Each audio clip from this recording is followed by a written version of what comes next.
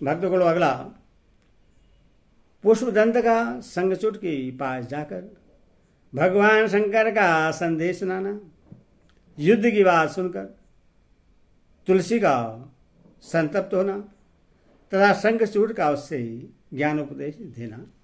यह कथा आपको देवी भागवत में सुना रहा हूँ। आप इसको ध्यान पर सुने और इस चैनल को लाइक करें, सब्सक्राइब करें। सुनिए।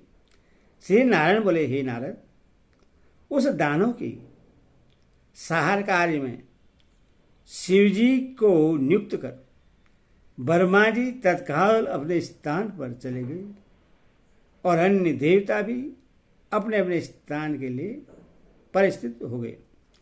तदनंतर महादेव जी देवताओं के अभ्युदय के उद्देश्य से चंद्रभागा नदी के तट पर एक मनोहर बट वृक्ष के नीचे आसीन हो गए। उन्होंने अपने अत्यंत प्रिय गर्धराज चित्ररथ पुष्पदंत को दूत बनाकर तुरंत प्रसन्नतापूर्वक शंखचूड़ के पास भेजा। सर्वेश्वर शिव की आज्ञा पाकर चित्ररथ तत्काल शंखचूड़ के ही उत्तम नगर में गया, जो इंद्रपुरी से भी उत्कृष्ट तथा कुबेर के भवन से भी अधिक सुंदर था। वह नगर 5 योजन चौड़ा तथा उससे दुगना लंबा था। वह स्फटिक के ही आकार वाली मणियों से निर्मित था तथा उसके चारों ओर अनेक वाहन स्थित थे। वह नगर शायद दुर्लभ खाइयों से युक्त था। प्रज्वलित अग्नि के समान निरंतर चमकने वाले करोड़ों रत्नों से उसका निर्माण किया गया था। वह नगर सैकड़ों वेदियों तथा मणिमय विचित्र वेदियों से संपन्न था। वह व्यापारियों के बड़े बड़े महलों से आवृत था, जिनके अनेक प्रकार की सामग्रियां विराजमान थी। उसी प्रकार वह नगर सिंदूर के समान लाल मणियों द्वारा निर्मित विचित्र सुंदर तथा दिव्य करोड़ों आश्रम से शोभित था। हे मुने, नगर में पहुंचकर पुष्पदंत ने उसके मध्य में स्थित शंखचूड़ का श्रेष्ठ भवन देखा, जो पूर्णचंद्र मंडल की भांति पूर्णतः वलयाकार था।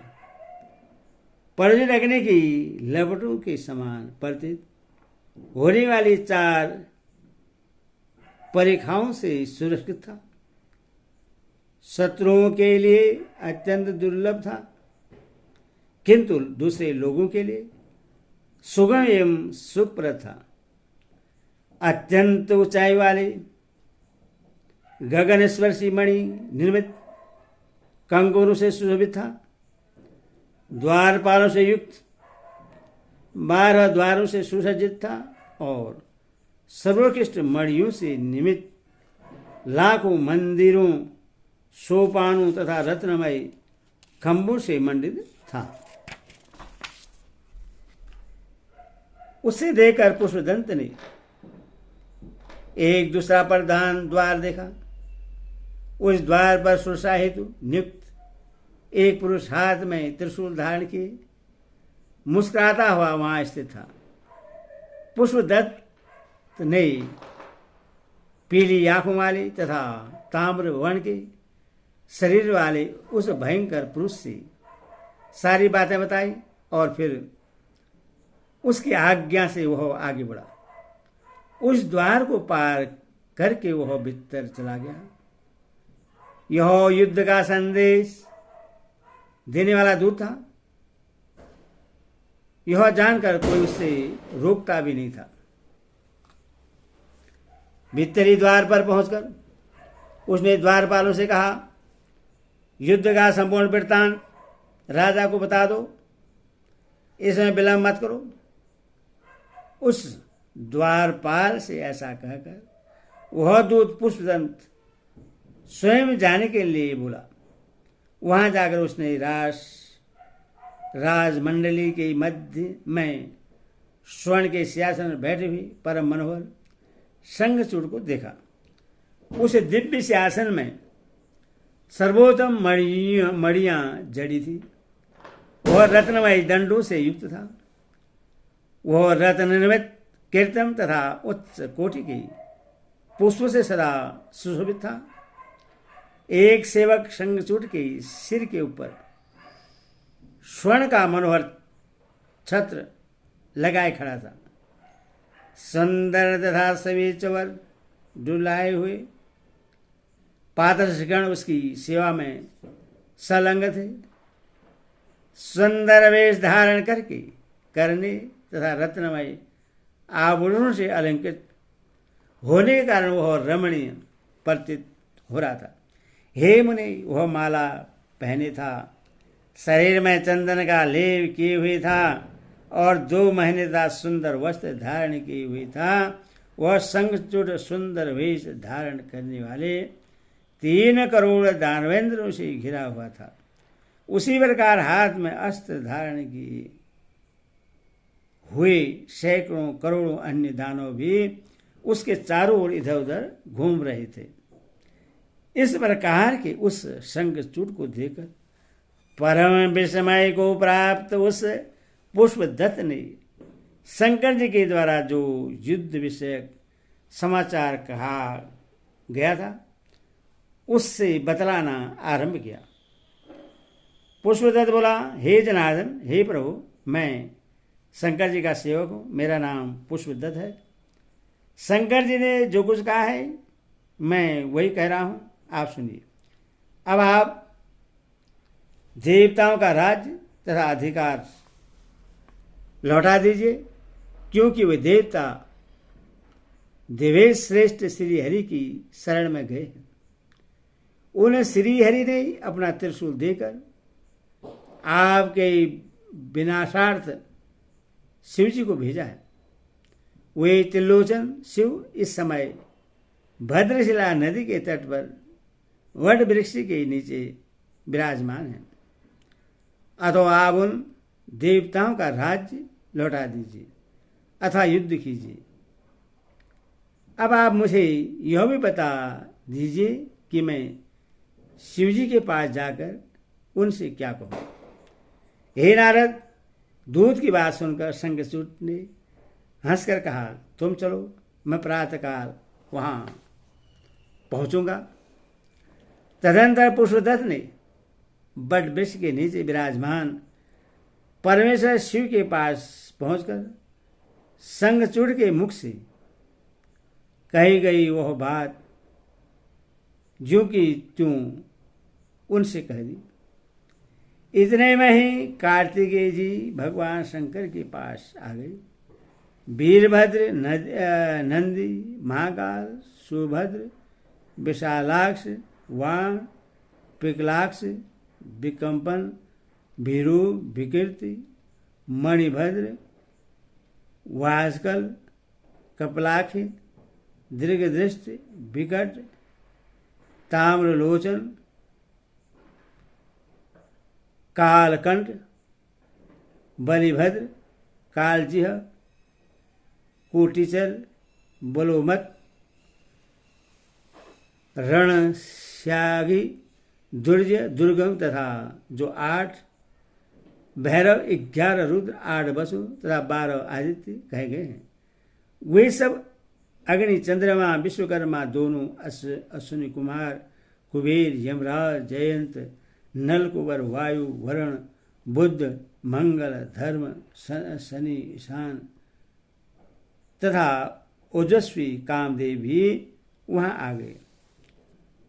उग्रदृष्टा, उग्रचंडा, कोटरा तथा केटवी आदि देवियों ने भी वहां पहुंच गई।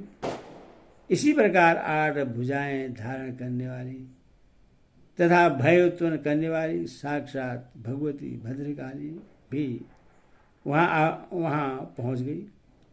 वे सर्वोत्तम रत्नों से निमित्त विमान में विराजमान थी। वे लाल वस्त्र तथा लाल पुष्प की माला धारण की थी और लाल चंदन से अनुलिप्त थी। वही प्रसन्नतापूर्वक नाचती हंसती तथा मधुर स्वर में गाती हुई सुशोभित हो रही थी। वे देवी अभया भक्तों को अभय तथा शत्रुओं को भय प्रदान करती थी। वे योजना भर लंबी तथा लबलबाती हुई भयंकर जीव शंख चक्र गदा पद खंडक ढाल धनुर बाण एवं योजन विस्तृत चतुराकार गंभीर खप्पर आकाश को छूता हुआ विशाल त्रिशूल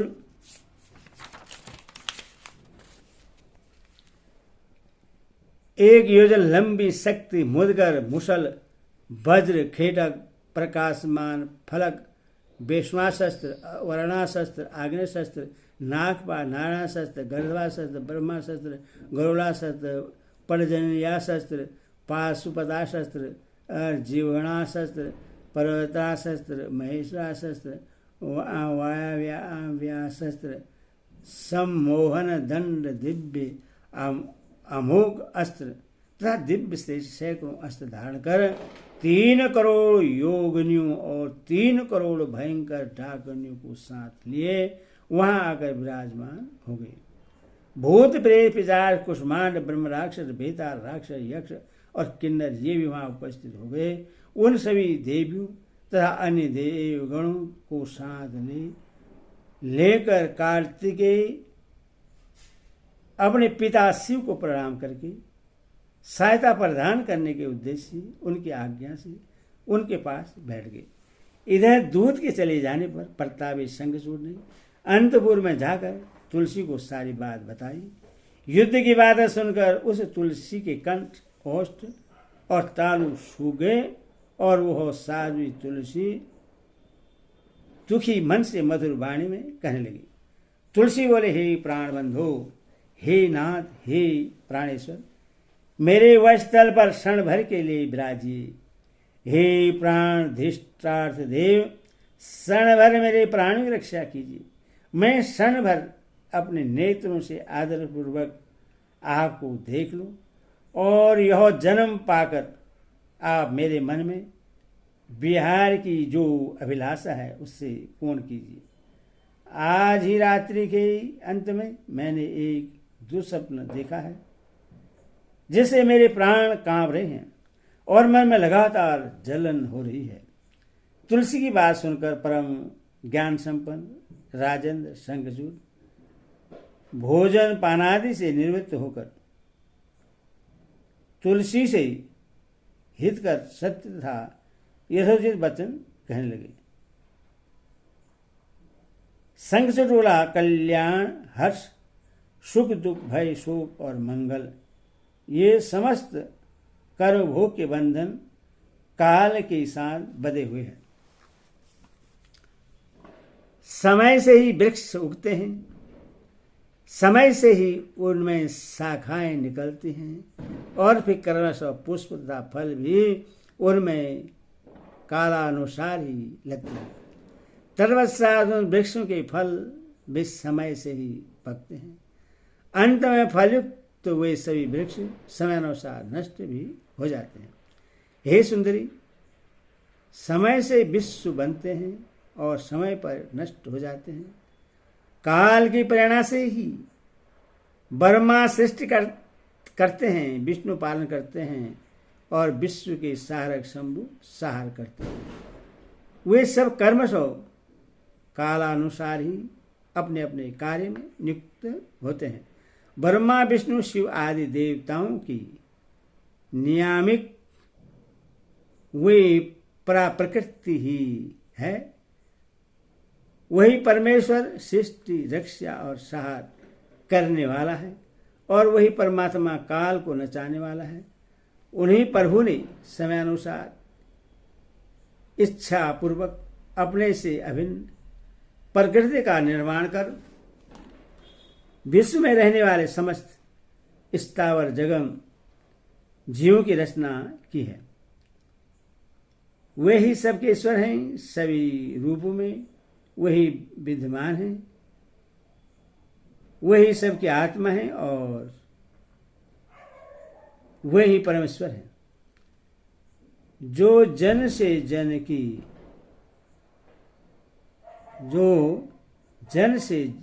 की उत्पत्ति करता है, जन से जन की रक्षा करता है और जन से जन का सहार करता है, वही प्रभु की अब तुम उपासना करो। जिनकी आज्ञा से शीघ्रगामी पवन देव प्रवाहित होते हैं, सूर्य यथा समय तपते हैं, इंद्र समयानुसार वृष्टि करते हैं, मृत्यु सभी जीवों में विचरण करती है, अग्निदेव यथा समय दाह उत्पन्न करते हैं, शीतल चंद्रमा आकाश में परिभ्रमित करते हैं। उन्हीं मृत्यु की भी मृत्यु, काल के भी काल, यमराज से भी बढ़कर, यमराज सृष्टिकर्ता ब्रह्मा से भी इस दृष्टा जगत में माता की माता सहार करने वाले शिव के भी सहर्ता परम प्रभु परमेश्वर की शरण में जाओ। हे प्रिय, इस जगत में कौन किसका बंधु है, अथवा सभी प्राणियों की बंधु स्वरूप उन प्रभु की उपासना करो। मैं कौन हूं, तुम कौन हो? ब्रह्मा ने पहले मुझे तुम्हारे साथ सुक्त कर दिया और फिर उन्हीं के द्वारा कर्मानुसार वियुक्त भी कर दिया जाऊंगा। शोक तथा विपत्ति में अज्ञानी मनुष्य भयभीत होता है, न कि विद्वान। इस प्रकार मनुष्य काल चक्र के कर्म से सुख तथा दुख के कर्म में भ्रमण करता रहता है। अब तुम निश्चय ही सर्वेश्वर भगवान नारायण की पति रूप में प्राप्त करोगी, जिनके लिए तुमने पूर्व काल में बद्रिकाश्रम में रहकर तप किया था। तपस्या तथा ब्रह्मा जी के वरदान से तुम मुझे प्राप्त हुई हो। हे कामनी, उस समय जो तुम्हारी तपस्या थी वह भगवान श्री हरि की प्राप्ति के लिए थी, अथवा तुम उन्हीं गोविंद श्री हरि को गोलोक स्थित वृंदावन में प्राप्त करोगी। मैं भी अपना यह दानवी शरीर त्याग कर उसी लोक में चलूंगा। तब वहां पर तुम मुझे देखोगी और मैं तुम्हें देखूंगा। हे प्रिय, सुनो, इस समय मैं राधिका के सांप से ही आगम और अत्यंत दुर्लभ इस भारतवर्ष में आया हूं, वहीं पर पुनः चला जाऊंगा। अथवा मेरे लिए सो क्या? एकांत तुम भी शीघ्र ही इस शरीर का त्याग कर दिव्य रूप धारण करके उन्हें श्री हरि को पति रूप में प्राप्त करोगे। अथवा दुखी मत हो। यह कहकर वह शंखचूड सायंकाल होने पर उस तुलसी के साथ पुष्प तथा चंदन से चर्चित सुंदर शैया पर सो गया और अनेक विध विलास करने लगा। रत्न के दीपकों से सुशोभित अपने रत्नमय भवन में स्त्री रत्न रूपेणी स्वरूपेणी सुंदरी को पाकर राजा शंखचूड ने मांगलिक आमोद प्रमोद के द्वारा रात्रि व्यतीत की। तत्पश्चात अत्यंत दुखित होकर रोती हुई निराहार रहने के कारण कृष्ण शरीर वाली तथा शोक सागर में निमग्न अपने उस प्रिया तुलसी को अपने वक्षस्थल से लगाकर वह ज्ञान संपन्न शंखचूड दिव्य ज्ञान के द्वारा उससे पुनः समझाने लगा। प्राचीन काल में भांडीर वन में स्वयं भगवान श्री कृष्ण ने जिस उत्तम सभी शोकों को दूर करने वाले परम ज्ञान का उपदेश उसके लिए किया था, उसी संपूर्ण ज्ञान को शंखचूड ने उस तुलसी को प्रदान किया। ज्ञान पाकर देवी तुलसी का मुख और नेत्र प्रसन्नता से खिल उठा। सब कुछ नश्वर है ऐसा मानकर वह हर्षपूर्वक विहार करने लगे। हे मुने, विहार करते हुए दोनों पति पत्नी सुख के सागर में निमग्न हो गए। रति क्रीड़ा के लिए उत्सुक वे दोनों निर्जन स्थान में परस्पर अंग प्रत्यंग के स्पर्श से मूर्छित जैसे हो गए। उस समय अत्यंत प्रसन्नताचित उन दोनों के सभी अंग पुलकित थे। वे दोनों एक अंग के रूप में होकर अर्धनारीश्वर के समान प्रतीत हो रहे थे। तुलसी अपने पति को प्राणों से भी अधिक प्रिय समझती थी और राजा शंखचूड़ भी अपने उस साध्वी प्राणेश्वरी को अपने प्राणों से भी अधिक प्रिय समझता था। समान सौंदर्य वाले वे दोनों ही तंद्रायुक्त दंपति सुपूर्वक सोए हुए थे। सुंदर वेश धारण किए हुए वे मनोहर दंपति संभोग जनित सुख के कारण अचेत पड़े थे। जब कभी वे चेतन में आते तब परस्पर रत्नमय बातें करने लगते तथा मनोरम और दिव्य कथा कहने लगते, फिर हंसने लगते थे। इसके बाद क्षण भर में ही श्रृंगार भाव से युक्त होकर क्रीड़ा करने लगते थे। इस प्रकार काम कला की जानने वाले वे दोनों क्रीड़ा विलास से कभी विरक्त नहीं होते थे। दोनों ही निरंतर